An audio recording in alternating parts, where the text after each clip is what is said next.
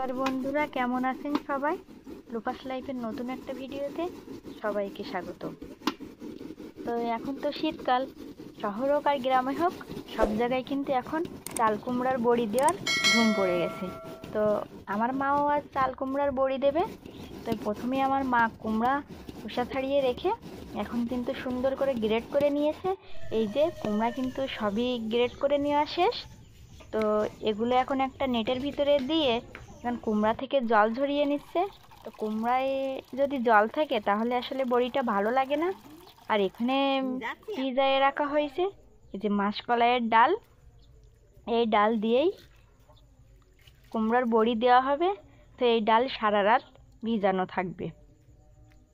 তো এই যে কুমড়াগুলো পুকুর থেকে সুন্দর করে ধুয়ে এনে একটা নেটে দিয়ে মা এখন এর থেকে জল ঝরিয়ে নিচ্ছে। আর এই যে নেট জালের ভিতরে কুমড়া দেওয়া, এটা সারা রাত এভাবে থাকবে।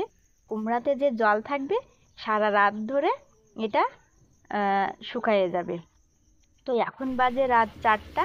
রাত 4টার সময় কিন্তু আমরা সবাই মিলে ঘুম থেকে উঠে পড়েছি। তো প্রথমে কিন্তু এখানে যে ডালগুলো রাত্রে ভিজায়ে রাখছিলাম সেই ডালগুলো এখন সুন্দর করে বেটে নিচ্ছি।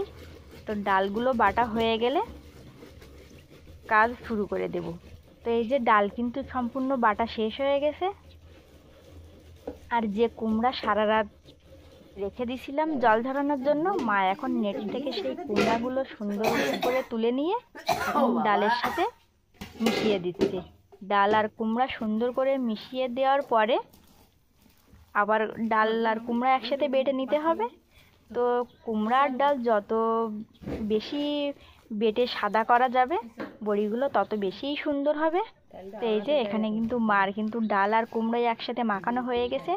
এবার অল্প অল্প করে আবার একসাথে বেটে নেব।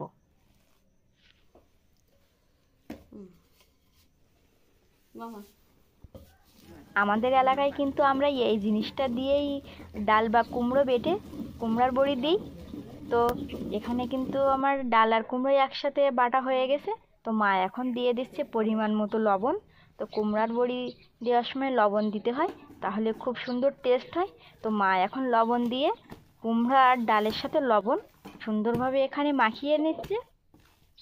তো ডাল আর কুমড়োর সাথে লবণ মাখিয়ে মা কিছুক্ষণ ঢেকে রেখে দিয়েছিল।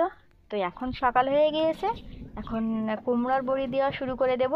তো তারপরে মা তো কিছুক্ষণ ঢেকে রেখে দিয়েছিল গামলাতে। তো এখন ওর থেকে অল্প অল্প করে নিয়ে আরেকবার করে বেটে নিচ্ছে। আর বেশ এগুলো বেটে নিয়ে একটা গামলায় দিয়ে দিচ্ছে। আর এখানে দিদা আর আমি বড়ি কাটছি। তো আমি বড়ি এর আগে কেটেছি, কিন্তু কুমড়ার বড়ি তৈরি করার জন্য আসলে প্রথম থেকে শেষ পর্যন্ত যে কার্যক্রমগুলো আমি অবশ্য ঠিকঠাকভাবে জানতাম না। তো আজকে আমি মায়ের থেকে শিখে নিলাম কীভাবে কুমড়োর বড়ি দিতে হয়। তো আপনাদের কাদের এলাকায় কীভাবে কুমড়ার বড়ি দেয় আপনারা সবাই জানাবেন।